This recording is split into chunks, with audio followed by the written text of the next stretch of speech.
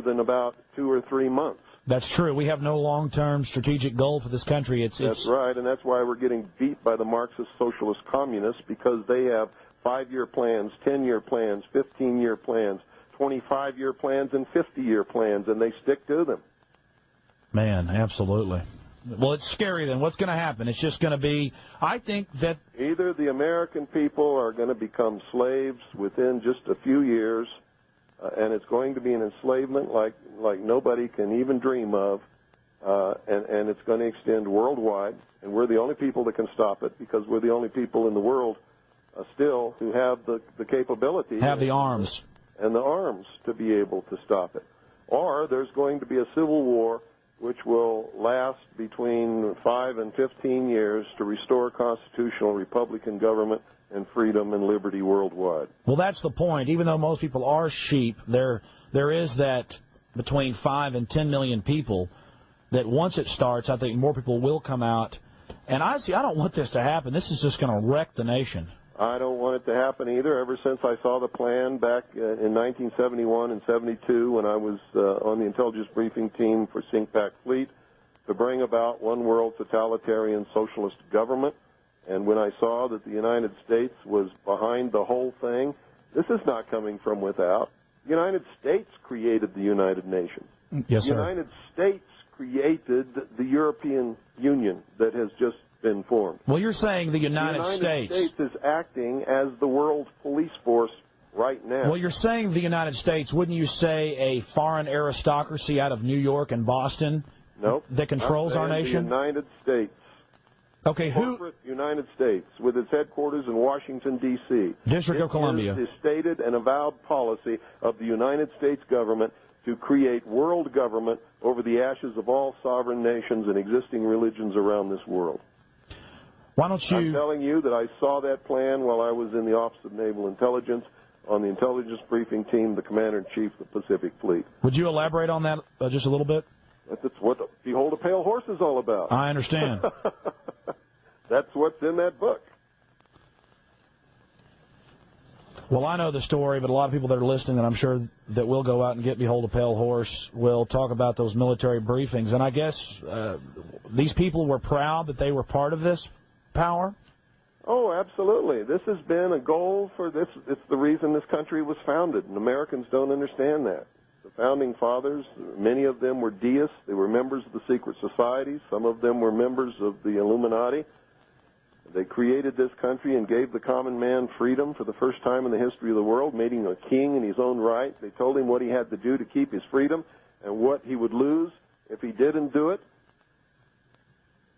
And when they did this, giving the common man freedom, it toppled all the kings and queens off their thrones all around the world, and that was the major goal of establishing this country. If the common man could have been vigilant and maintained his freedom and not given in to the I want, and I deserve, and you got to feed me, and you got to do this, and you got to take care of me, and change my diaper, and wipe my butt, and get me a job, and entertain me, and all that kind of stuff, which always leads back into what they call democracy, which always leads into socialism, which end goal stated by Marx and Lenin is communism. What did you first think? Said democracy is absolutely indispensable to socialism. What did you first think when you saw this openly being discussed in the top levels of the military? Well, it shocked the hell out of me, but they thought I was one of them. It was an accident that I got in there. I'd been a member of the Demolay Society when I was 13 years old, only attended 3 meetings, and then my father was transferred to Japan. I never saw another lodge and never went to another meeting, and that was the end of that. When I filled out all my documentation for my top-secret QSI security clearance, which was required to be able to work in the command center and on the briefing team at CINCPAC Fleet, I didn't see Demolay on there, so I checked Freemason. And when I checked Freemason, that's what opened all the doors and got me the security clearance and put me in those positions to be able to see what I saw. And I think the hand of God was working when that happened so that I would be able to warn his people of what was coming. And I've been doing that ever since.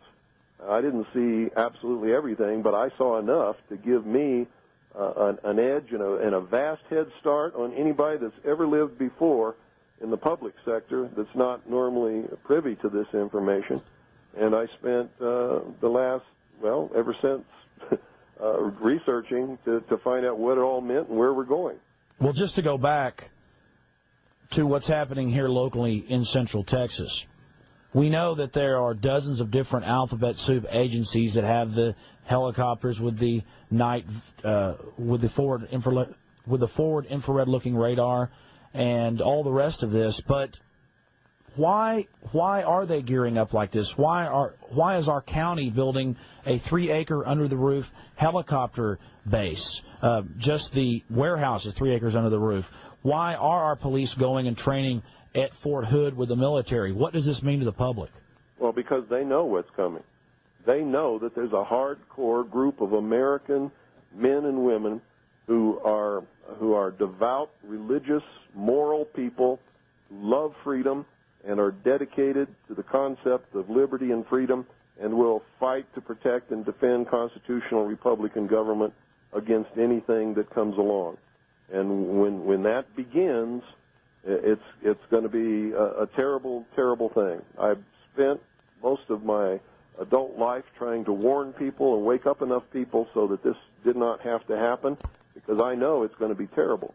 Now, President Clinton has now openly come out, and I'd actually read what they were pushing 3 years ago, and I was talking about it, about the national ID card and biometrics, thumb scanning, retina scanning. And since '94 in Texas, they've been thumb scanning us to get driver's license, and people just stampede in there like sheep. We had a big protest down there where I was arrested, I guess it's 6 or 8 months ago now.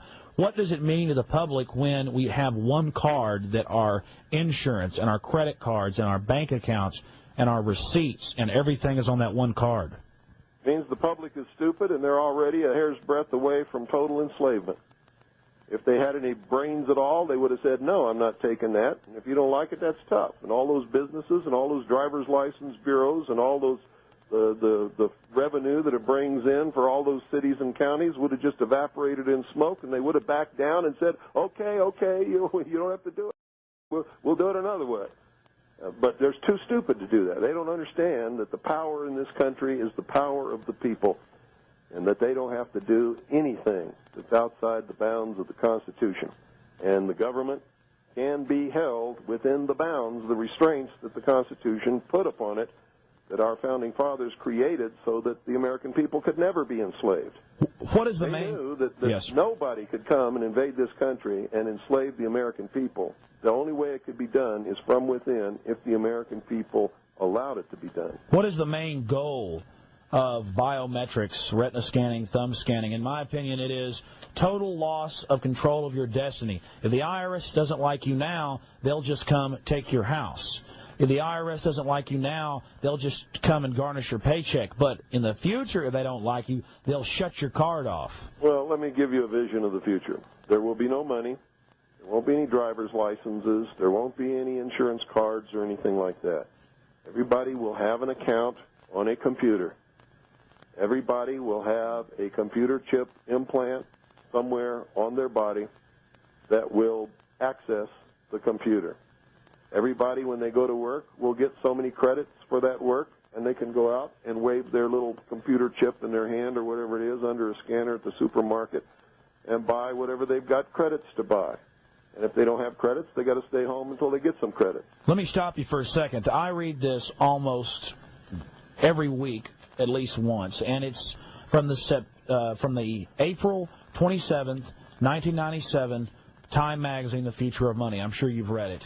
And it openly on page 51, and anybody out there that thinks that Mr. Cooper or I are BSing you, go read it.